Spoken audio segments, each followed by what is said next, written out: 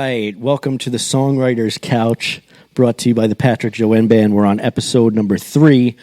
We've got sponsors coming in the door, and we're very excited about them. And we're going to announce it soon. And we're going to have little commercials that are coming about, and we'll have some new stuff to drink in here. And on today's show, we've got Shelby. Hi. Shelby, how's it going, man? Pretty good. And you've brought a special little instrument here. Maybe you could just tickle it just a little bit, just so people can hear. Just a.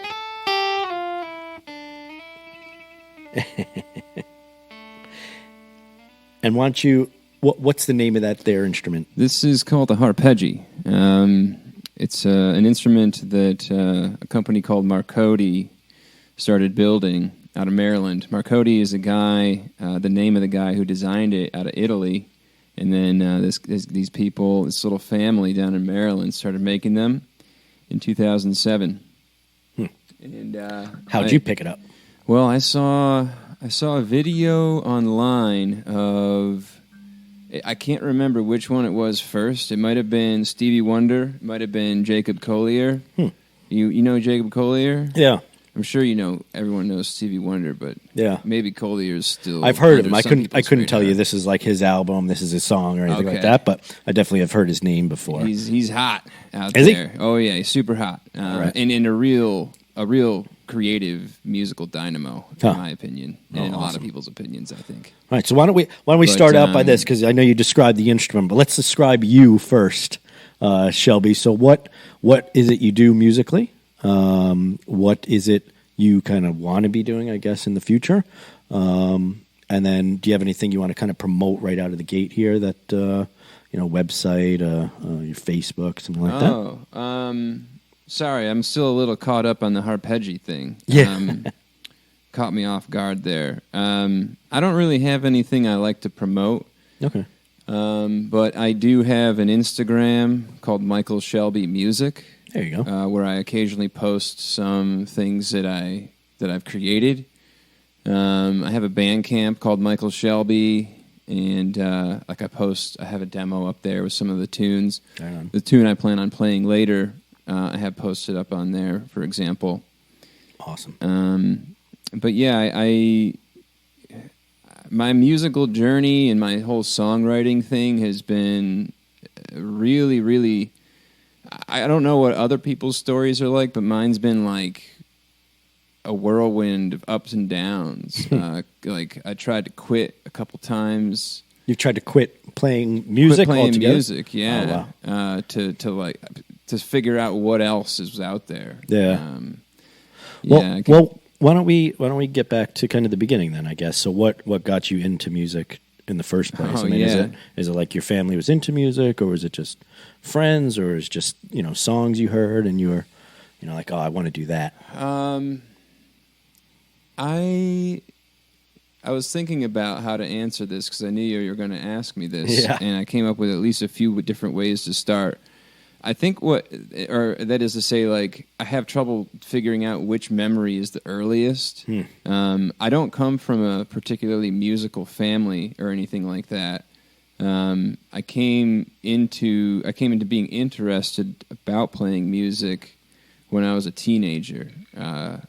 Green Day was really big. I was getting into them and some other like punks, quasi pop punk before there was really a genre pop punk. But even before then, I had this really specific memory. Do you remember that song? They're kind of a one-hit wonder by Harvey Danger. It's called Flagpole Sitta. She knows. Oh, yeah. Yeah, I know it. Yeah, I didn't know the name of it. That's the name of it? Is Flagpole Sitta. I didn't know the name of it either the first time I heard it. I had no idea what I was hearing. Yeah. But I was probably 11 or 12, and it was like something about that song hit me so hard on the radio that it was rolling in my mind. When I don't remember, I must have been on the bus or got out of the car or something. Yeah. Got home. And I was so infatuated with it, and it was just pulsing in my mind. It was the first time I ever got out a piece of paper and a pen, and I started writing the lyrics. I started writing the lyrics that I thought I knew to that song, which were all fucked up anyway. Yeah. because I think that's a tough song to figure out the lyrics. There's a lot of words yeah, in there's it, a lot. and it's fast. Yeah, the guy's delivery is clean, but there's a lot coming at you, like some of those Bare Naked Ladies songs. So that was one of the first songs that you're like, oh, I want to kind of try and do that. Or I wasn't into playing music at the time. I didn't know what I was doing. I just was taken over by the song. Right. And I found myself trying to do something with it. I don't even know what happened. I probably didn't make it past the first verse, but so that was all in my early teenage years. I knew that I was getting into music as a listener, and I had expressed some desire to play. My dad, this was at a house like 2 blocks away from here, by the way. Coming back to this area is a trip because I grew up around here. This is like life 1.0 for me in this neighborhood. Essentially. Really? Yeah. So you grew up kind of in this area, and to anyone watching, it's the Greece, New York area. Yeah. I don't know how detailed you're willing to get here. Yeah, no, I don't want to give out my address just yet. Until we have a P.O. box. 2 blocks to the north. Right on. The street off of the main street that you're next to. That's where I grew up, and that's where I requested a guitar for my 13th birthday. All right. Also, the day I remember this quite clear that I got my first pimple. Looking at the mirror. The day that you requested the guitar, you also got the first pimple? The day we went to go get it. Literally my 13th birthday. Get into the car. We're going to go to House of Guitars. Going to go find something sweet. Yeah. And I'm looking in the mirror, waiting for my dad to get in the car, and I'm like, what the fuck is that? It's like, oh my God. So you definitely became a teenager that day, because wanting to play guitar, getting a pimple, all those things are like exactly like the teenage trajectory. Yeah, all at once. So were you a child? You were a teenager in the 90s? Yeah, this would have been. So I was born in '86. So this would have been like in 90, 93, 94, I guess. All right. No, I'm sorry, like 98, 90. 97, 98. Okay. Have you seen Green Day in concert ever? No. Yeah, they're great. I saw them at the end of the Dookie tour at Madison Square Garden. And apparently I watched some documentary recently, and they weren't supposed to actually play Madison Square Garden at the beginning of that. Like, what kind of happened was they ended up getting more and more famous as the tour went on, and then they ended up having to book like Madison Square Garden because there wasn't a big enough venue in New York that they were playing. So luckily they did, and we ended up getting tickets or whatever. I ended up getting kicked out for reasons I'll leave. And getting back in. But that's for when you're the guest. Well, yeah, host, that's right. That's right. You can ask that one. But they were great in concert. I haven't seen them since, but oh man, I love right them. When I was getting the shit beat out of me in middle school, and well, what a great Dookie band was to be huge, and I have this distinct memory of Green Day was the first band I latched onto as a fan, and I found a Green Day patch, and I put it on my backpack, and I remember wearing it to middle school, of course, Arcadia. And, I wonder, do kids put patches on their bags now? I know they put like buttons and stuff and stickers. My kids like the stickers. But that was such a big thing, the patches back then. It was normal. And this guy, his name was Kenny, popular guy. By the way, I wasn't very popular in middle school, in case you couldn't imagine.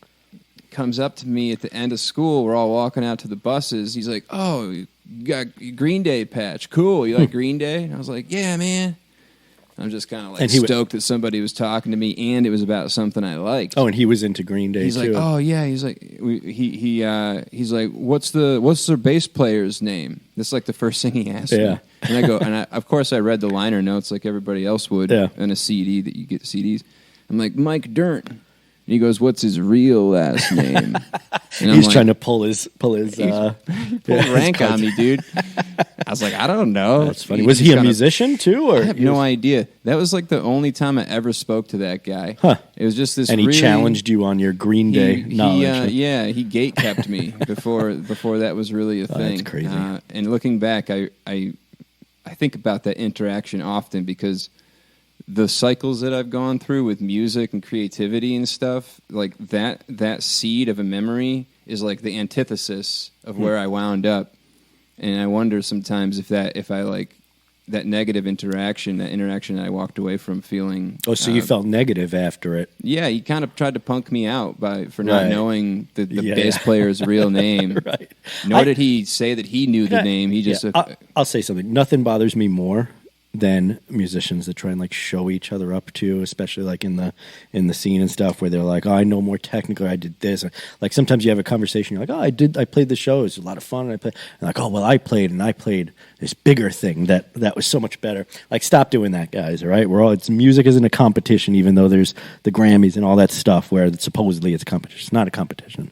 We're all just kind of expressing ourselves, and most of us are in the same kind of boat that you're saying you were in middle school and whatever, where you're trying to figure out what life is about, who you are, all that stuff. And and it's funny when you say like you weren't popular. I don't think honestly anyone, well, I mean, you could be popular, but no one had any idea what they were doing. Even the popular kids were trying to figure themselves out at that point. You know what I mean? So true. I don't think any of us had it easy. Like as I get older now, I kind of like have less and less like judgment for what what was going on back then, because everyone's just grasping at straws. You know what I mean? Yeah. But you found music, which is great. I did, yeah. So unless back it wasn't great for you. Well, I didn't. Yeah, here comes the first U-turn. So I got that guitar at 13, and my dad bought me the guitar. My mom bought me some lessons at the Hog. And I went to the first lesson and didn't have a great time. The teacher was kind of a dick, but he showed me a couple things and he sent me home with some work to do. So I went home and tried to learn like an E major chord and a C major chord, A, so on and so forth. And I come back the next week, and I honestly don't remember what happened, but I remember walking out of the lesson in tears and telling my mom I'm never playing again. And went home and tell my dad, I'm like, I'm done. And I just sold the guitar and didn't think much of it. It was like, I tried it out and it was a bad time. Yeah. I speaking of not knowing what you were doing, I was very much still a kid and very much didn't have a clue what the fuck I was doing. And you don't remember what the experience, like, was it something with the teacher or something he said or something? I don't. I was a very, very sensitive kid. And the guy I remember his whole vibe was very kind of just like, well, blasé. Like he didn't care about teaching me anything. And I don't remember what happened, but I remember being very disappointed. And sometimes, at that age, that would drive me to tears. Yeah, just like being shredded inside. Yeah. Well, I think that's part of being a musician, though, too, is being really in tune with that stuff. Like most musicians I know, especially guys tend to be like people don't expect a lot of emotion out of men in general, right? I'm speaking generally here. Don't cancel me on episode 3. But like, I think I'm the same way. I'm very sensitive, like, to the emotions of people around me and what's going on, and things affect me, and I'll think about them for months and months and months, like these little things that maybe the other person never thought about again after that second that it happened, but I'll run it over and over and over again in my head. But I think that's what makes good musicians too, is because that rumination or that self-examination, so to speak, or examination of what you're feeling emotionally, if you can channel that into something like music, that's what helps people to then relate to what you're doing. If you're trying to write a song and you're just trying to write a popular song, I don't think it comes out as good, or I don't think the songs are as strong as if it's coming from a place that's, an honest emotion that you've examined. You're right on the money, man. And almost tried to like get it out because it just hurts for it to be inside. So you write a song so that it's out there, and then you can play it and feel the emotion. It's almost like therapy, I think I said that a couple of times. That's where I've come to lately with music, and my relationship with it is more of a therapeutic expression than a creative pursuit or any kind of attempt to make to it do. I mean, a big part of my making it was always something. It's always something in the back of my mind, of course. Yeah, I think every musician is like, but it's so weird too. Again, like as I get older, I'm like, what does making it kind of mean? Like, does that mean I have to be like I've Michael Jackson? I've redefined making it many times in order to keep my head up, basically, and to not get down on myself. Well, what happened? So you gave up at least temporarily. So yeah, at the teenage era, I was like in it, and then I was out of it, and I went through high school. I ended up leaving Greece and moved out to Pittsburgh when my dad remarried, and I ended up going to Fredonia to study whatever the hell I was going to study. It was nothing related to music. And this whole time you're not learning guitar? No, in high school I wasn't playing any music. I was like, I'm sure you were listening to like a bunch of popular shit. I would like I didn't have a lot of taste in high school. I'll tell you this. My buddy Adam turned me on to some really good music, and we connected on grunge pretty much and Pearl Jam. We would just like. I'm so glad there's a Rochester person that listens to Pearl Jam, because I think they're a fucking phenomenal band, and everyone's like, oh, they're boring nowadays. I don't get it. I'm like, have you heard like some like Vitology? It's like it's the craziest fucking album. It is wild. Yeah, they're not resting on their laurels by any means. Yeah, and they're still out there. Oh yeah, making albums and stuff. Eddie Vedder, awesome. Man. I really like himself is just like a fucking blessing to our generation, right? But yeah, so like I was listening to Green Day still, and like this was in the era. Were you into Nirvana? I was into Nirvana a little bit. Didn't really vibe too much on the really dark stuff. Yeah. But it was popular, so I was scooping up what was popular and what resonated with me. But at the same time, I was interacting with a different strata of people when I moved to Pittsburgh, and so I started also getting exposed to a bunch of weird stuff and a bunch of I call it weird in comparison to my musical taste now, but I was listening to like hip hop and like whatever. I remember Breaking Benjamin was like big for a while, and those guys were pretty cool. I thought I didn't have like a real specific taste. I was just sort of whatever, whatever was cool, whatever felt cool. I didn't think about it. I feel like the '90s were kind of like that too, though. I mean, everyone was kind of into it was cool a little to have hip a little bit of everything. Like you could be into Sublime, but then also like Wu-Tang and like Salt and Pepper. This was like the TRL era where like things that were popular, what genres weren't as specific. You could still sell music with a genre, but you could like multiple genres. We were beginning to be accepting in that kind of variegated way. But then I eventually made it to Fredonia, and this was when everything changed.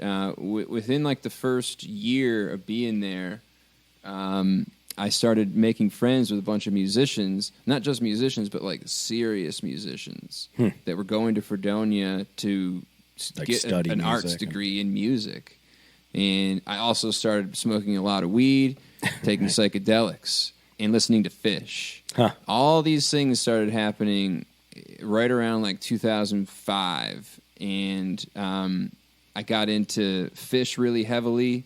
I listened to Fish almost exclusively for like 2 or 3 years. I never ended up getting into them. I do like the ice cream, the Ben and Jerry's. Fish food, sure, yeah.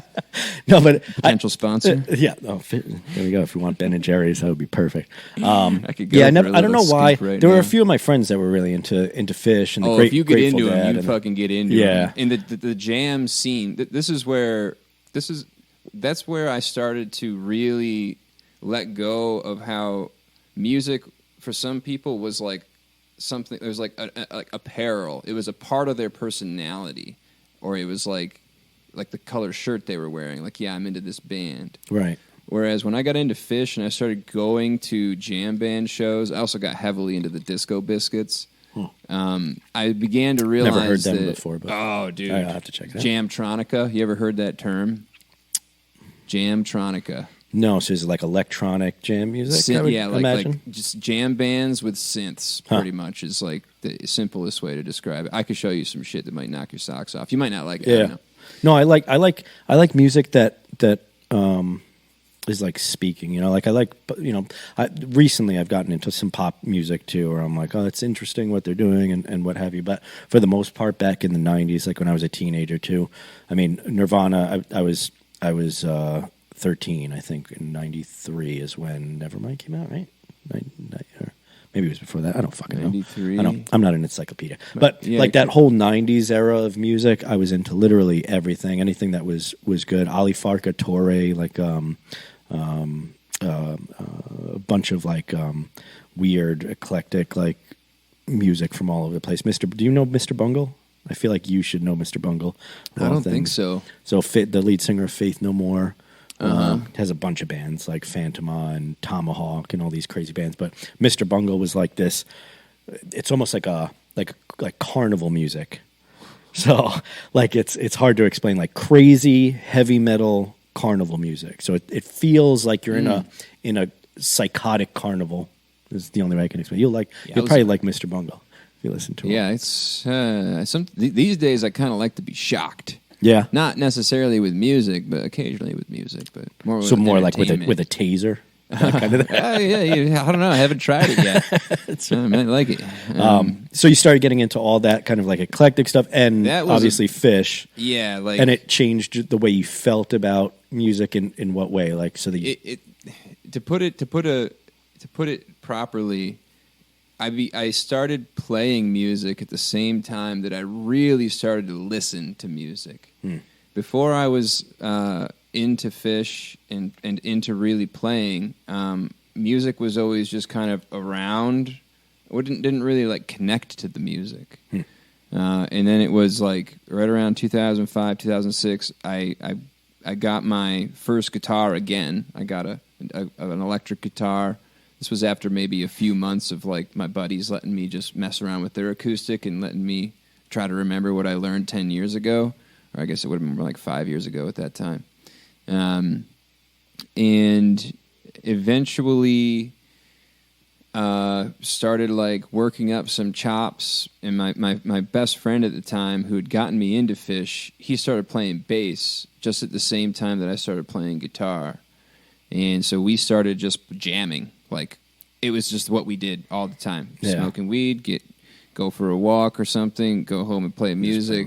And we play video games together too. So we were like brothers, and we were just like woodshedding all day. And do you have siblings also? No, like real siblings. I do have I have like a half brother and a bunch of step brothers and sisters, and then a couple half sisters. It's a big story, dude. But like, so the reason I asked that is because my older brother plays guitar, and so very similarly. I mean, from the time I don't even know how old, just 8 years old or whatever. That's what we did. Even my dad, my dad's a musician, so it was almost like that's how we talked to each other. Oh, interesting. And I said something recently because my piano player Garrigan is one of the few people that were not part of my family that I feel that same way when I play music with him. And not to say anything about the rest of the band too, that it's very similar with the rest of the band, but Garrigan in particular was the first person out of the band where I felt like this, he feels like he's a part of my family musically, if that makes sense. So like, it's you grew up playing with both your dad and your brother, so jamming and like learning tunes and stuff. Yeah, like me and my older brother, when we get together, right, we hardly even speak to each other. It's mostly we both have guitars. We're sitting in the room and we're just playing back and forth for like, even if he's here for a week, the whole week, maybe we say like 3 words to each other, but we're playing back and forth with guitars the whole time. That's cool. That feeling of like, it's just like, it's not part of my personality. It's like, it's a compulsion almost. Like I have to make music. Yeah. I have to play. It's like speaking or breathing or So it's interesting to hear you like come like into that kind of later or find someone that you feel that way when you play music with them. Yeah, it's boy. I do have to say that to set the record straight, so to speak, my half brother TC, he's older than me. He's 7 years older than me. He played guitar like in his teenage years. So there was like kind of a guitar around me, like in the house. Yeah, he was. We never lived together for that long. At any point in time, he was like kind of all over the place. And I remember him showing me how to play One, that Metallica song, like the intro to One, when I was really young. I totally forgot about that. Do you know how to play it on that thing? It's probably a little harder. There you go. Yeah, I don't know what that. I will tell you something, Shelby. You're making me a little jealous because I think I'm going to have to get one of those now for the house here because I've got every other instrument here, but I think I'm going to have to. If you have a house harpeji, I'll come over anytime you want, man. All right. Yeah. Well, we got it on tape now, so you gotta live up to that. This thing's super cool.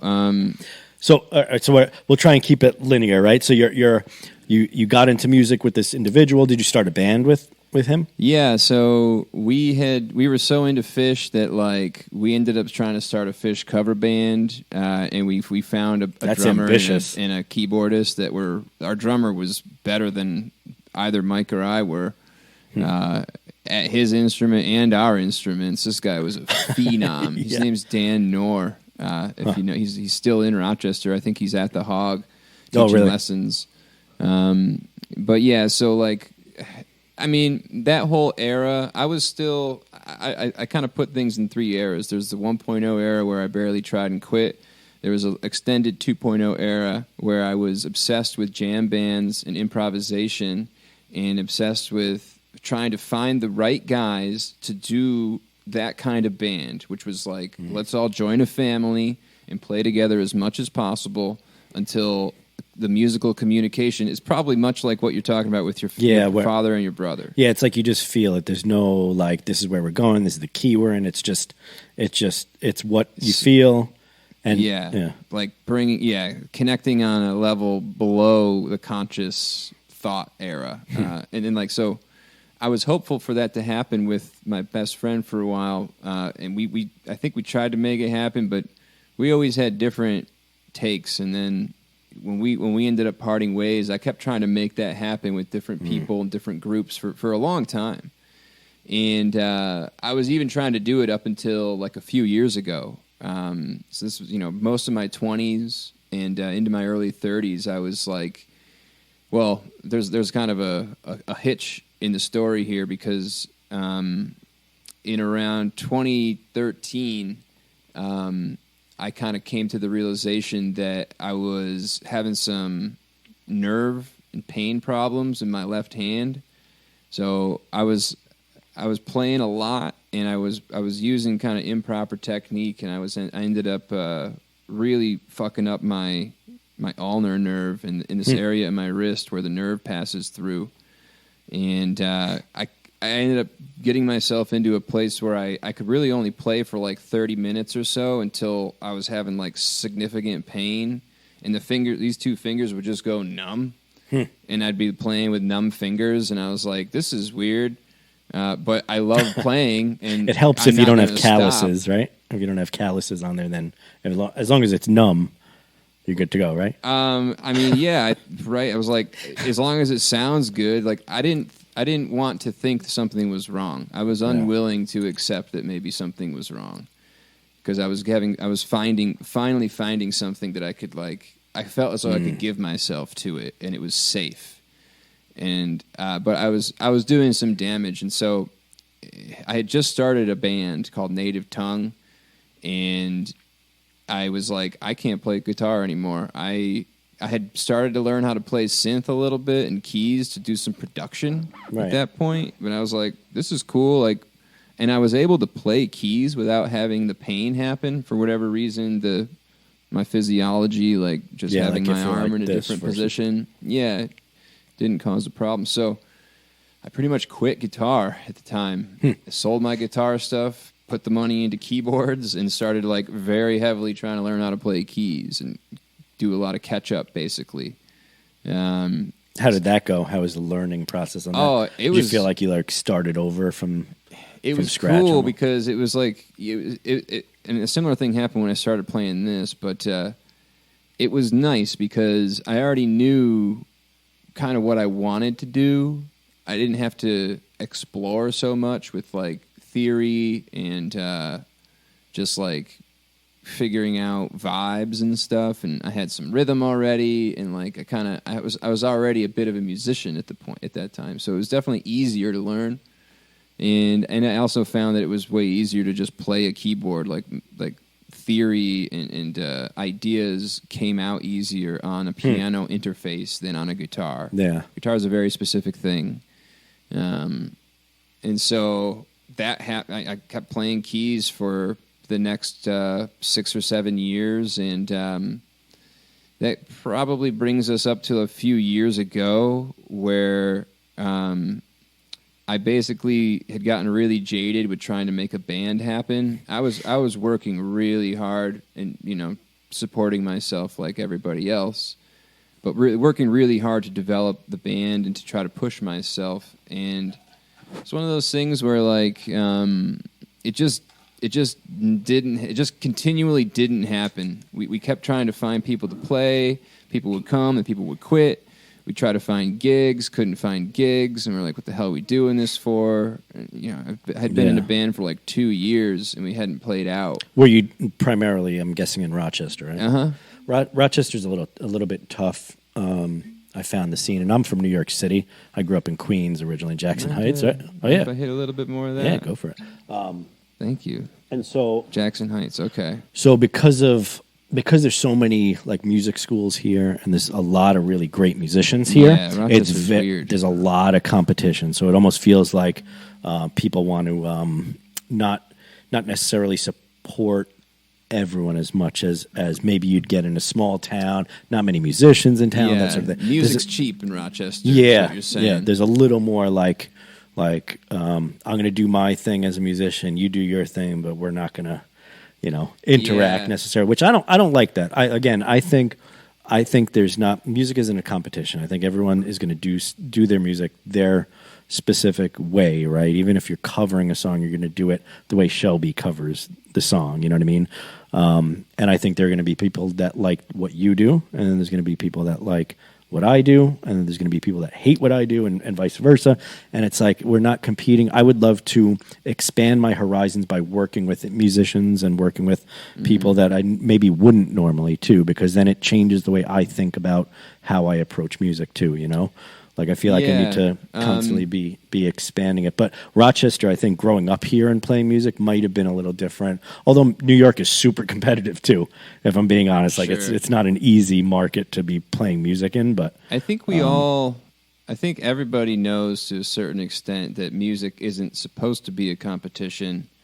However, I think in the culture that we've grown up in, competition is built into our DNA. Yeah. And whether we like it or not, this is me just speaking personally. To this day, I struggle with this. Like, I know it's not a competition, but I also can't help but compare myself to others. Yeah. In a sense of who's better, who's worse. Even when it comes, it's like it doesn't even have to be a competition for you to like somebody else's taste, and like look at your own taste and with this sort of side eye and be like, I wish I wasn't myself. I wish I had more eclectic taste in music, that sort of thing. Yeah, or like I can't tell you how many times I've thought, boy, I wish I grew up like learning how to play, or I wish I grew up the way that person playing grew up, classical so piano or something. I think about that too. It's been. Every day I remind myself that I don't need to think that way. Thinking that way is only going to get in the way of me being myself and me truly offering to the world something unique. Getting back to what you were saying earlier, that the whole era of my jam band era, I was really trying to find my own voice by emulating my heroes. And at a certain point I realized I remember my buddy Corey putting this so simply for me one day. He's like, Shelby, dude, we're not fish. I'm like, fuck, you're right, dude. Like we're never gonna be that. Yeah. And to try to ever hold yourself up to any other art or artist is a mistake.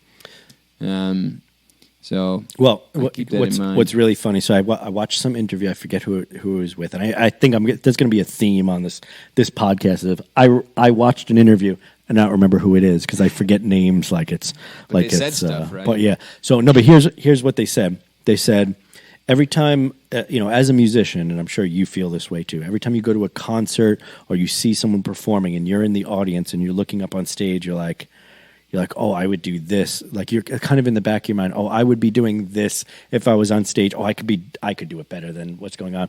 But he was watching a YouTube video of himself from like 5 years ago. And he said the first thing he thought was, I could play that better than that guy. And it was himself from like 5 years ago. That might be the only time it's actually true. Yeah, that's like the perfect epitome of like what a musician thinks when they're watching other musicians play. It's like oh, I want to get up there and I could perform a little bit better than what's happening up there. And same, I feel the same as you. Like it's inevitable you're going to be a little bit competitive because you want ears too. You want people to be listening to you. It's built into the way we think socially. Socialization is sort of a competition in a way, vying for attention. It's all about attention, and we have limited resources, i.e. time in life, and so we have to sort of compete in a way for attention. This is what freaks me out about social media and stuff, and we're just, people are becoming totally accepting of the idea of trying to vie for somebody's attention by doing the most outlandish stuff, and it's like, that's fucked up.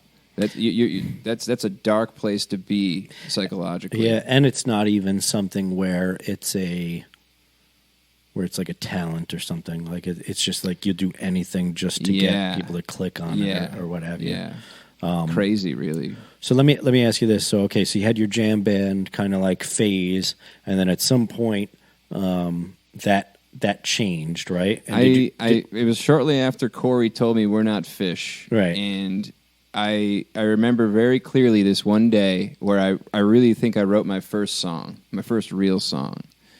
And I had probably written, I'd written multiple records worth of electronic music, and I'd experimented with many, many different things, done tons of recording at that point already, and written a lot. But I never was really proud of what I did. They were always exercises and like just ideas, never really something I felt deep down like I had to get out. And then I remember this one day, my grandparents are from Elmira. And went down there with my mother and my brother I referenced earlier, TC. And it was a particularly bleak visit. Some of them were usually okay, but this one was particularly bleak. And the drive home was kind of sad. It was kind of raining, and my brother and mother had both fallen asleep. And I was driving my mom's car, and I was just kind of bored. And I was like, man, I can't wait to get home and just like sit down and maybe play some music and kind of recenter myself after kind of getting out of my comfort zone for a while. And I went home, and I had an upright piano in my loft at the time. And I sat down, and 3 chords just came out. This is actually what I was going to ask you to play earlier, but maybe I'll play this one later. Yeah. 3 chords came out, and I just heard like, oh, like that's beautiful. Very, very, very, very, very, very simple. It's like a 1-5-4, and I just kind of accepted it. And then all of a sudden, I don't remember what came lyric-wise first, but I found myself writing these words down, and it wasn't like it wasn't me trying to be clever anymore. It wasn't me trying to sound cool. It was like I have this feeling, and all of a sudden there are words about the feeling, and the feeling was me connecting to the music, those simple chords. I was like, they made. I was like, I realized in that day, I had been playing piano for a long time at that point, and constantly kind of judging myself, always thinking, oh, you need to be better. If I keep thinking you need to be better, then you'll get better because I'll keep trying. But that day I sat down and I'm like, you don't need to be better. Just chill. And I found myself with this feeling and like this sort of pride almost of how far I had come and what I could do without really having to try that hard. And that's when these lyrics came, and the song's called Golden Lights, and I couldn't play it through because I kept crying when I'd start playing it. It meant it just felt so heavy, and it meant so much to me. It took me many, many tries of learning how to play it to like get to the end without me just falling apart. And so now at this point, it's like I look back at my trajectory, and I put a demarcation point right there, and I was like, that's when I started to find something new, like a real, true creative voice inside of me. And it didn't have to be a song with like 15 sections and key changes and a bunch of orchestration. It didn't have to be anything crazy. It just had to be real. And that was like, probably 2015 or so, 2016. I still tried to quit after that. I tried to quit like real life in general. Oh, really? Yeah. I sold all my gear, sold my car, and started hiking the Appalachian Trail like indefinitely. Yeah. And ended up traveling around the world for like a summer, and got jaded. Thought I was going to travel forever. It sucked. Yeah, it sucked for me at least. I was pretty fucked up at the time. I was pretty much just really depressed. Yeah, and really angry at the country and the world for my life, for everybody's life, for all the pain and the suffering happening, and the way money works in this world, and the way that like I won't go into all that darkness, but we all know it's there. So that song that you said where you struggle to get through it, I've written a few songs now where I've written songs where I have to learn the song that I just wrote because I can't play it. Like I can't play it yet. Like my song "Hey You." I don't know if you ever heard that song, but that song, when I first wrote it, I wrote it because I had recorded it like on my iPhone or whatever, like just into the thing, and then it took me 3 weeks to be able to play it again from that original thing and writing the lyrics and all that stuff. And even to this day, every time we get a new, like if we have a new drummer or we have a new musician, it takes them a while to like get onto that song because it's such a weird rhythm. And I'm not technically very good. Like I don't know scales. I don't know like theory on music. I don't know any of that stuff. It's literally just like what I feel about, what I'm playing and the lyrics and such. And we talked on the last episode too about like where songs come from, and I'll ask you that question in a minute. Okay. But I kind of am interested now that you say that, where you sat down, and that's the moment where you, I feel like almost you became a songwriter. Yeah. Right. And so you're right. Yeah. I would agree. Now when you approach songwriting, because obviously in the past you were kind of writing from a technical sense. Okay, is this technically good? Is someone else going to like it? And that's what I was saying before, right? Like you're writing for someone else, and now it's like, oh, I'm writing to get this out of me. And I guarantee that people relate more to that than what you were doing before. I know I relate more to that. Yeah, for sure. So like now, when you write a song, how do you approach a new? Like if you're going to go write, right? Do you say I'm going to sit down? I'm going to write a song, or is it like this comes from some weird magical place that I don't know where the hell it comes from, but somehow this appeared in my lap all of a sudden? So this is the question we're trying to get to the bottom of. Where's the camera for this podcast? So by the end of this, where songs come from, 20 years from now, when we're on episode 20,067, we'll have found it out. Why not 20,069? I like 69. That's good. But 20,069, that's the number, right? When we get to that episode, we'll finally figure it out where songs come from. That's so a good sample size. But how do you approach songwriting now? Like, is it something that just comes out? Is it?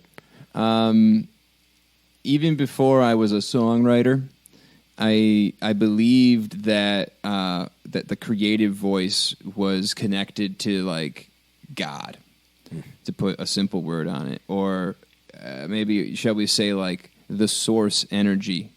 In fact, I've done there's some books, really interesting books I've read about like music, art, creativity, and connecting these attributes of life to like a deeper meaning, to a spirituality, and to a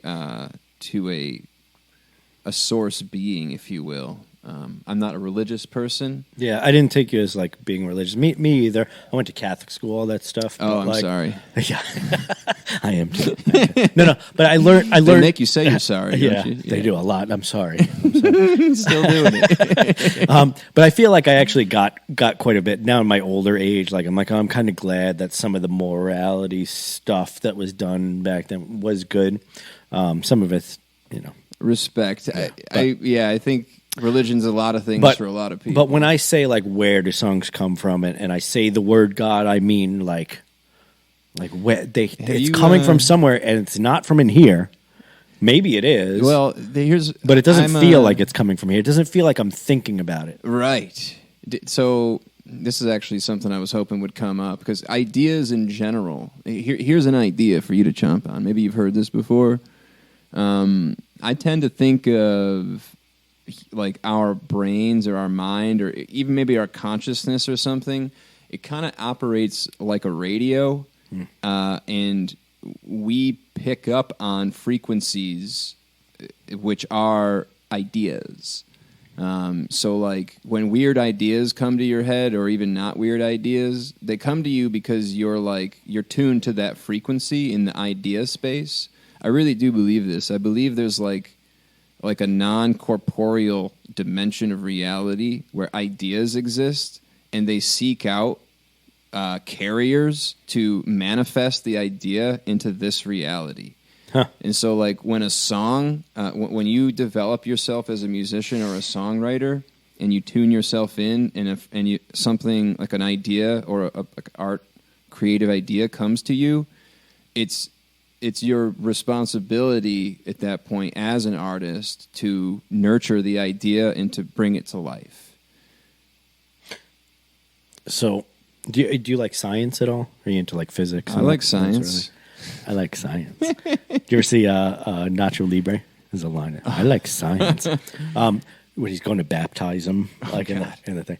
So, but it's it reminds me of like of physics in a way, because you know there's the whole, everyone knows this. Matter or energy can't be created, destroyed, it just transfers, right? Which basically means it dissipates as time goes on, right?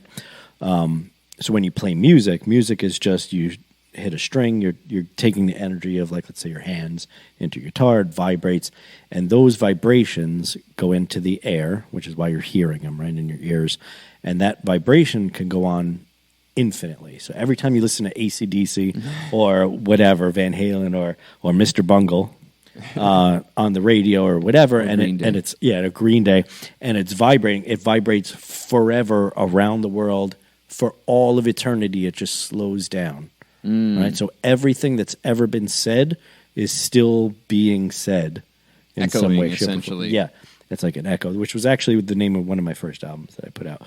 Was Echo. Nice. Because of that, because it has this like this forever thing to it. Kind of reminds me, not that this is necessarily, it could be sort of tangential, but have you ever heard of the Schumann resonance? You know what that is? No. I don't know if I know it well enough to really explain it well. It's basically like supposedly the frequency of the Earth's vibration. Or something having to do with the wavelength of the Earth itself. Something like something around 8 hertz is apparently resonant with that frequency. And I'm forgetting what the Schumann resonance has to do more with the way that our atmosphere essentially forms like a bubble. You know what? I'm gonna have to back out of that. Yeah, one. it's fine. Yeah. but our limited understanding, you and I, of the scientific, method or the scientific vibrations, science of physics. Music is the one kind of art form that plays around with physics, because you like send energy out, like it's audio, which is waves, right, out into the universe or whatever, and it comes from somewhere. And I'm going to ask you again in a minute where that comes from. But do you tend to approach songwriting from like it comes to you, and then what happens? Do you write? Do you write like a little riff on there? Do you write lyrics? I never first? try to make it happen. I always hear a lyric. and it makes me think of something else. You hear it. I'll hear Explain like that. I'll listen to a song and I'll be like, "That's a cool lyric," and then it'll spawn off another idea for me, and I'll write a song off of that, or I'll write lyrics off of that. But for that's like the cheapest way for me to get an idea. The best way is just I'm in my own thoughts, and a lyric appears to me. Like a thought will come out, and I'll be like, "That's a nice lyric," and I know. This is something having to do with The Artist's Way, which is a book I want to mention, but I'll mention that in a second. I'll know that if I take that first line that I hear as a lyric, and I just start writing off of that line, I'll always find a song in there. I've always been able to just follow the thread of the idea. And whether I like it or not, I think I'm better with words than I am with music. So most of my songs start with lyrics, and then I just put music under them. It's like an opportunity to just adorn poetry, kind of, and make it a little more interesting. And sometimes I'll get complicated with the music, but I usually try to keep it as simple as possible. Have you ever written something and then realized what it means after the fact? Yeah, a few times I've really scared myself because I'll like write in a fury, a fervor almost, both, and I'll get to fury the end. And a fervor. You say, yeah, both. I get to the end and I won't know what's in there. I'll remember sometimes I'll write stuff that's weird or that's like controversial or I've written horrible things in lyrics before because I was channeling an idea, or even stories and stuff. Like I'll write stories and just I'll write from someone else's perspective and use language that is totally inappropriate for me to use in today's world. I would never say it out loud, but in the creative space, I don't put that barrier up. Yeah, and I just follow the idea. And so sometimes, I'll like look back and I'll be like, "Whoa, this is harsh," or like judgmental, or like I'll feel like this one tune I played that we had in my band, most recent band, called the Dead Precedents, which we're posting videos on YouTube if y'all want to check it out. The Dead Precedents. Just spell it. Precedents, like PRECEDENTS.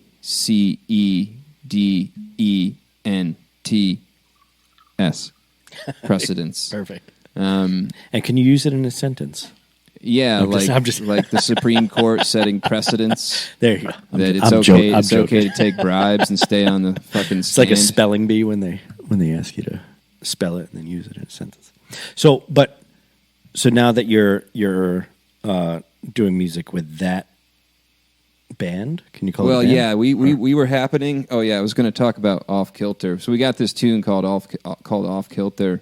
The band broke up, but the guitar player in the group wrote this tune. He wrote a song, wrote a guitar, bass line, drums, and he brought it to me. And I was like, "Oh, I got to come up with lyrics for this." And I just sort of mulled it over for a while. And the song, like, I ended up writing these sort of satirical, like pop punk lyrics, which were kind of really a jab at Gen Z and like a lot of my opinions about some of the culture that's being trumpeted by the younger people. Evan, the guitar player from the Dead Precedents, he's like 25, I think, or 26 or 24, somewhere in his mid-20s. And so I was kind of like, it was like a subtle jab at him and his generation, but the lyrics were like really awesome. So that was one of those things where I was just like, oh, like I have to, like, a lot of really like dense wordplay and like subtle like fuck yous. Yeah. But it also, it's, I don't know, satire is a whole other topic, something that I don't know how I feel about it, but like, because music and creativity and like, I like those things to try to be pure. Yeah. And when you start roping in satire and irony, it's like, whoa, hang on a second. And maybe the world's got enough irony in it already. Maybe not. Well, so I think our era, right, the 90s and stuff, was very much about the rebellion of like your teenagehood, I guess, or just the rebellion of human beings. Like, all right, we're going to rebel against the norms of what society's doing. And I think in the last 20 years, 25 years, that's kind of a little different now. It's almost like, well, we just want to be entertained, or we want to have done rebelling. So I think I tend to, again, as I get older now, I'm 43 now, but I look back and I look at where I'm at now. I'm like, well, maybe I don't want to be the old man, like, oh, kids these days, making music, because they're expressing themselves in the way that they're feeling now, right? And who am I to judge what they're growing up in and what they feel and all that sort of thing? So maybe I'm just overlooking, a whole part of the rainbow, I guess you can say, of like what they're seeing versus what I grew up in, because it was so different in the 90s. Like I said, it was very rebellious. The Nirvana thing was almost like punk 2.0, like the 80s were like the Ramones and like CBG, which as a matter of fact, CBGB's was fucking cool. Have you ever? No, never been. I went to Ohio recently, and I got to see the awning from CBGB's. Like, I was like, I fucking played. I was there. Like, I get to see that thing, and now it's in a museum somewhere, like in Ohio. Oh, it's in the Rock and Roll Hall of Fame? Yeah. Oh, I might have seen it there, because I was there a few years ago. But let's do this, because I think the battery's running low on this. Oh. So let's do this, okay? And I think we're coming up on an hour, so to speak. I like to have every songwriter that comes on here, at least now, this may change. What advice would you give to someone that's young, just starting out, maybe not even young, they're just starting out writing music, writing songs? Oh, sure. Like what piece of advice that you learned too late, let's say, that you would give to them? That it's never too late. I've restarted like 3 times. The harpeji here, this is another new instrument for me. Yeah. Part of the reason I started playing this is because I knew that I could start playing and not be able to compare myself to other people, because there was nobody out there playing. There's so not everything I play, it sounds awesome to me, because I'm not like, oh, I don't sound like Trey, or oh, I don't sound like Stevie Wonder. So it's never too late. Whether you're 13 or 33 or 103, like, music is there for you. That, and take your time, because there's so many people out there trying to be somebody, and they don't even know who they are. Yeah. And like that's bullshit. Don't be bullshit, please. And a lot of times they want to tell you what you should be doing when they themselves are not. One of the crazy things about the culture today is there's people that make a living telling you how to be like them. That's true. By telling other people how to make a living, and it's like, how far up your own ass can you stick your head? Well, tell us how you really feel, Shelby. Dude, I got the vinegar, man, and the salt. Let's do this, because this is a music podcast, right? Are you ready to play? Do you need a minute? Do you want me to speak up? Yeah, I think I just got to adjust a couple things. Yeah, let's get you set up. Position. I'm gonna talk to the camera here. You go ahead and get yourself set up. If you can give me a little close up over here. So, if you're interested in being on the podcast, we'd love to have you on. If you're a songwriter, you're a musician, you're in the music industry, whatever it is, or if you want to just talk about how music affects you and what have you, hit me up. We'll talk, and we'll try and get you on the show if it makes sense. If you're a sponsor and you think what you're watching is good, and you want to help us continue to do this, we'd love to have you as a sponsor. And in October, things are going to change a little bit. We've got some exciting things coming already. This is only episode 3, and we're already making moves. But stay tuned for what's coming. And for the guests that took the chance to be on the show in the last few episodes, I appreciate it. Most of them are my friends, and I love you all. And I'm gonna have my band on. Yeah, I'm gonna have my band on soon too. I told them today during our 4-hour practice that they're gonna have to be on. And I told them I want their honest opinion of me in the band. So you might find out a little bit about Patrick that you don't know from my bandmates, and what they like and what they don't like about me. But in the meantime here, Shelby, what are you going to play here? I think I'll play that tune that I mentioned earlier. I had prepared a different one, but This song is called Golden Lights. And then again, just one more time, what's the name of the instrument there that you're playing? This is called a harpeji. Harpeji. So Yeah. kind of a cool thing. So whenever you're ready, go Okay. for it.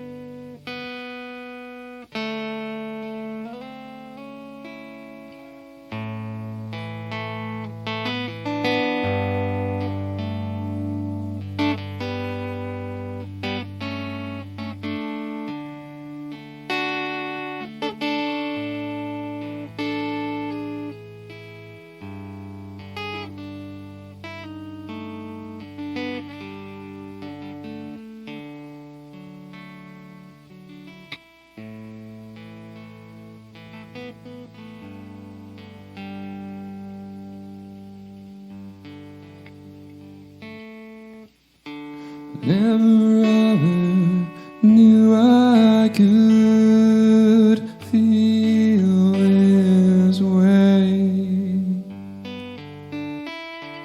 All that is behind me now, the past has been erased. Sometimes I remember, boy, I used to be. I wish that I could go back now and tell him he can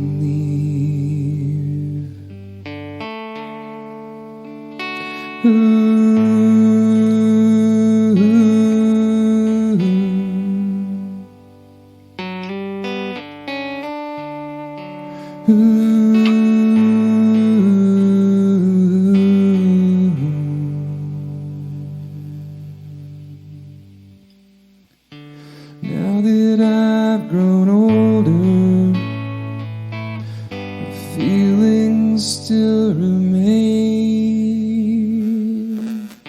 A couple scars and my humor is all that has changed.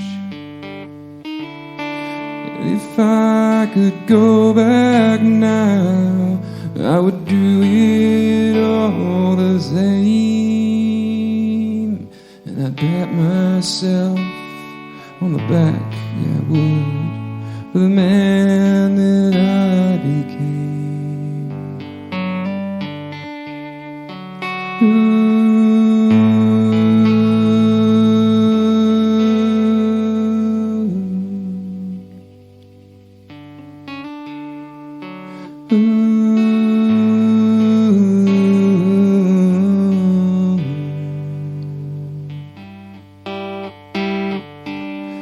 You can't touch me up here.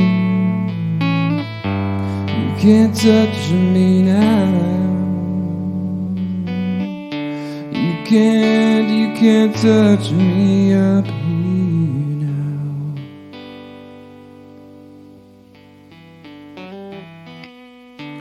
What's to come of the future? More of the same. I guess that would be fine by me. Oh, how could I complain? A little glimpse of life is all, it's all we'll ever see. Hold it tightly inside yourself and pretend that you feel complete.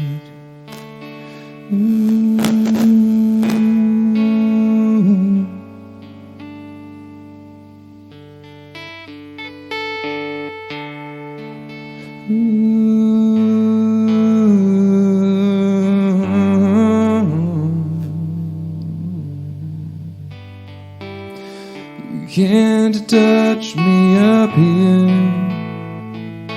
You can't touch me now. You can't touch me up here now. There's golden lights above me, and I'm never looking down.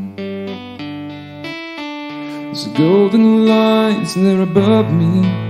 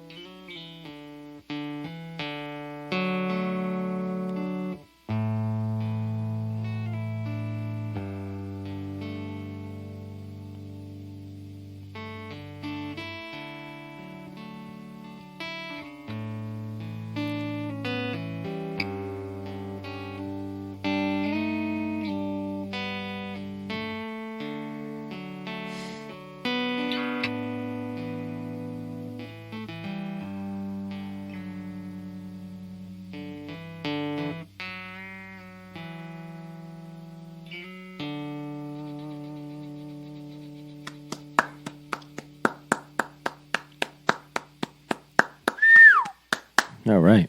Thank you. Brother, that's an amazing sounding instrument. And I think it's just because you're playing it, but that's pretty good. You know, well, if you want, you can play it. You want to check it out? No. I'm not going to play it on camera because I meant it's going to sound terrible compared after, to... Yeah. We'll play it afterwards. And speaking of, we're coming to the end of the episode here. Shelby, brother, Patrick, thank you for coming on the show, man. I really appreciate it. I know it's a long shot. You came on, you're like, what is this guy doing? He's inviting me to the basement. Dope. And I shook your hand for just a little too long right there, too. I was wondering about that. But again, one more time, what's your the SoundCloud and all that stuff? Just I've got throw it out there so that I've got a Instagram called Michael Shelby Music. I've also got a Bandcamp. You can search Michael Shelby on Bandcamp. And that's pretty. Yeah, that's it. That's all I got for you right now. And keep an eye out for him. Okay, keep an eye out. And I want to tell you guys here. Get in close. Can you come in close? Listen, you better subscribe. Okay, subscribe, like it if you're looking at it on YouTube. And I'm going to tell you this: if you don't like it, I'm going to come out there. I'm going to find you. I'm going to find you. I'm going to find your family. And then I'm going to send letters to each of them. A nice little card that just says, please subscribe and like. And maybe put a little comment. You only need a reminder. Yeah, just real gentle like. Real gentle like. Real gentle like. Shelby. Thanks, Patrick. Thank you for coming. This has been a pleasure. That wasn't a threat. That was... A promise? Yeah. There's a promise. Subscribe. But if you have someone you want to see on the show, you have musicians that are a friend of yours, and you're like, oh, I'd love it if they were on your show, and you interviewed them and got to the bottom of what they were doing, tell them to email us, or you email us, message me, whatever it is. And thank you for coming on and playing that thing. I know it was a little bit of a pain in the ass getting this we got instrument it going. set up. And I appreciate you accommodating it. It's an unorthodox thing. Yeah, I know. I appreciate the flexibility, Patrick. Yeah. Thank you. But please subscribe, all that stuff. Thank you for being on the show. Thank you guys for watching, and that's it. Take care.